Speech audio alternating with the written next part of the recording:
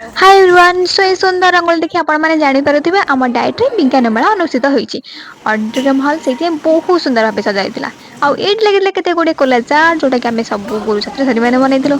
आ जानि छन्ते ए Cola chart रो shape गुडा करिया पई मते पछे देतिला। ए कथा भाबिला बेले को दिल मोर पूरा गार्डन गार्डन हि जाउची। देन ए सब थिला हमर साइंस प्रोजेक्ट लॉन्च ब्रेक चलीथिला तो गुरु छात्र छात्री माने विशेषता नथिले। समस्तनो कांसेप्ट बहुत भलो थिला आ प्रोजेक्ट भी बहुत बढ़िया थिला।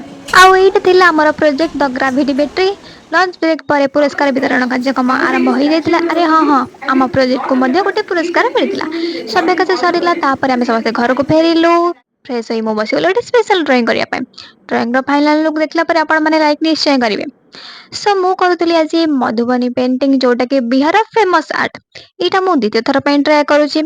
फास्ट फास्ट मधुबनी पेंटिंग मते बहुत डिफिकल्ट लागुଥିଲା किंतु ट्राई कला पर लागुची मु करि परिबे। किंतु जहाँ भी कहतो मधुबनी पेंटिंग बहुत सुंदर पेंटिंग मोर हेगला कंप्लीट किछि बोलथिले आपण माने निश्चय खबा करिवे। देखा बा गोटे वीडियो बाय बाय।